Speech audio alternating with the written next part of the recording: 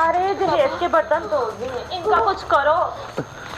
बाबा, आप जानबूझकर ये सब करते हैं ना? नहीं बेटा, मुझे भूख लगी थी, मैं खाने के लिए कुछ ढूंढ रहा था तो मेरा पाँव स्लिप हो गया, मैं गिर गया। ये तो हमेशा करते ही ऐसे हैं, इनका तो काम है। उठे बाबा, उठे मेरी जान, उठ बाबा, यहाँ पे आए, यहाँ बैठे। मैं सदके जाऊँ अपने बाबा के, आप यहाँ बैठे, मैं आपके लिए कुछ लाती हूँ बाबा। अच्छा बेटा, बेटा मेरा यकीन करो, मैंने जानबूझ के कुछ नहीं किया।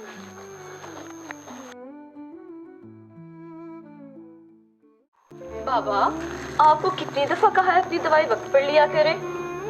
बेटा,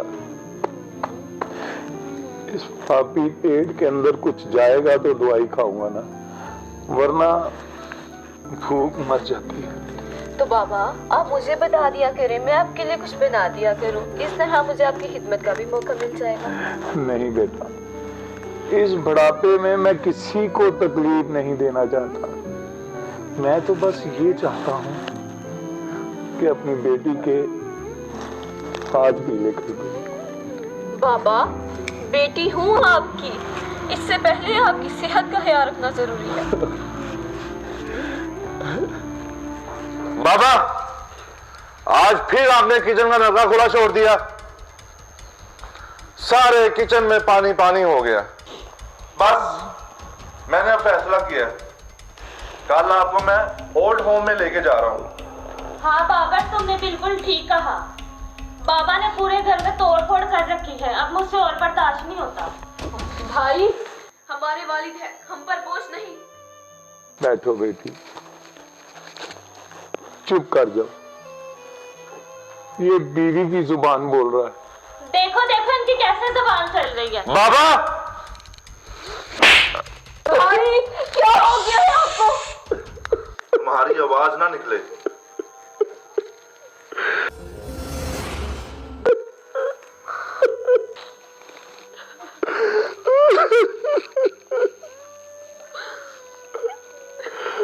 बाबर,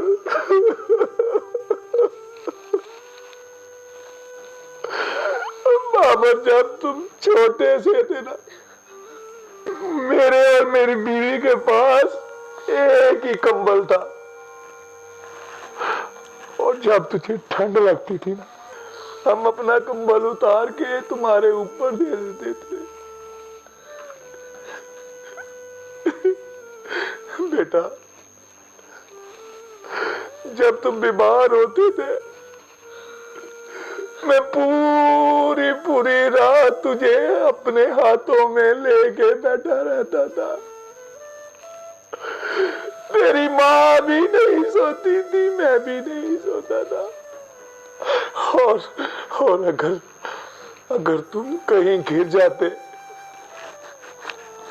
तो मुझे कब कभी छेड़ जाती कि कहीं मेरे बेटे को कुछ हो ना जाए।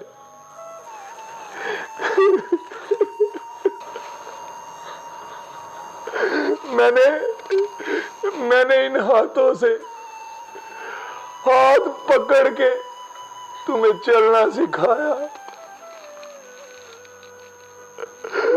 पर आज तूने इन हाथों से मुझे मारना सीख रहे हो, मारना सीख रहे हो।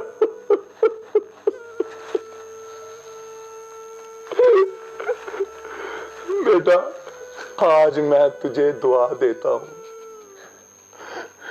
कि अल्लाह तुझे औलाद का सुख ना दे, क्योंकि अगर औलाद दी तो वो भी तुम्हारे साथ ऐसा ही करेगी जैसा तुमने मेरे साथ किया।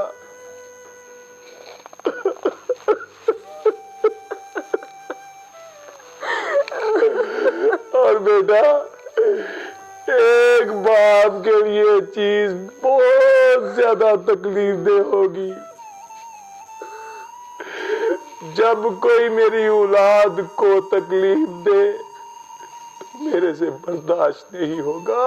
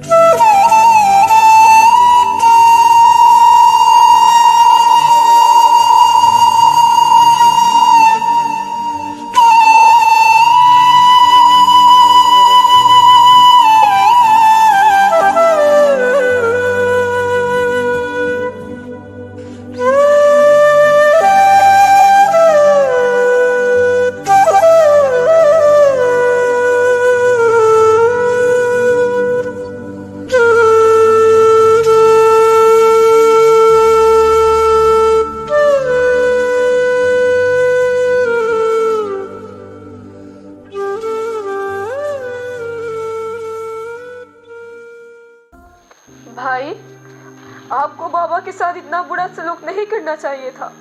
देखो वो कल रात से गायब है, पता नहीं वो कहाँ होंगे। अरे उसने किधर जाना है, इधर ही मरेगा, इधर ही आएगा बुड्ढा। बाबर, बाहर कौन आया है? देखे देखे।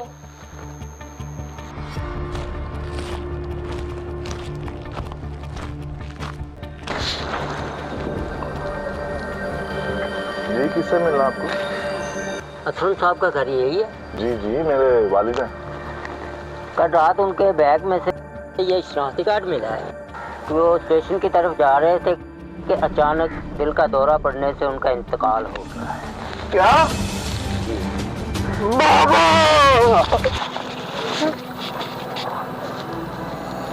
बाबा!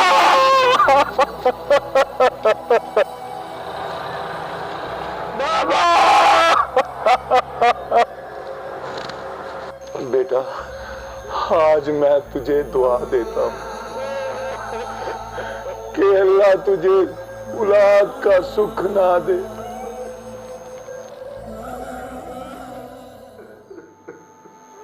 बाबा, मेरे इन्हीं हाथों ने मेरे बाबा की जान ली।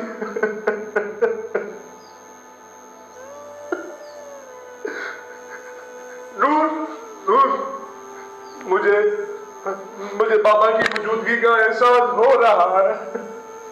उनकी खांसी की गूंज अभी तक मेरे कानों में गूंज रही है। नूर, नूर वो यही है। नूर, नूर, उनकी गैर मौजूदगी का एहसास एक पछतावे की आग बनकर उनकी कही बदवा की तरह मेरे पीछे पड़ गई। बाबा, बाबा, आपने मुझे माफ क्यों नहीं किया बाबा? भाई, अब वो इस कमरे की हवा में फंस गए हैं, इस गैर मौजूदगी में फंस गए, और अब ये सांस ही आपकी सजा है।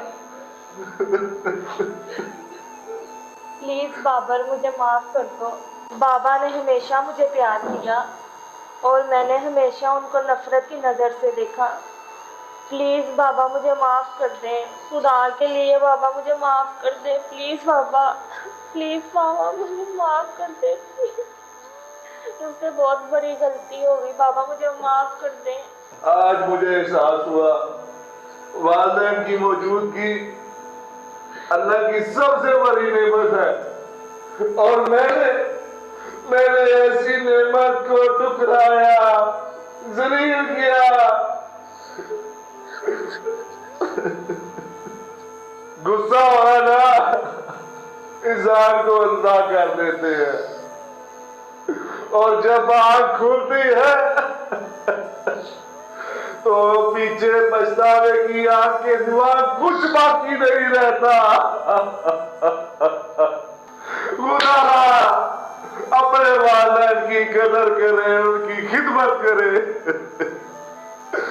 वरना ये ना हो मेरी तरह एक खामोश कमरा आपका मुकद्दर बनकर रह जाए।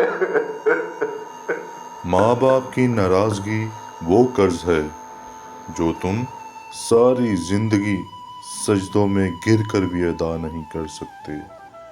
उनके जीते जी उन्हें मत मारें, क्योंकि मिट्टी तले दबे वालिदैन कभी वापस नहीं आते और पछतावा कब्र की मिट्टी तक साथ रहता है। और याद रखें, बाप की मौजूदगी सूरज की तरह होती है, और सूरज गरम तो ज़रूर होता है, अगर डूब जाए तो ज़िंदगी में अंधेरा छा जाता है, और यतीम होने के बाद तो बादशाह भी फ़कीर बन जाता है।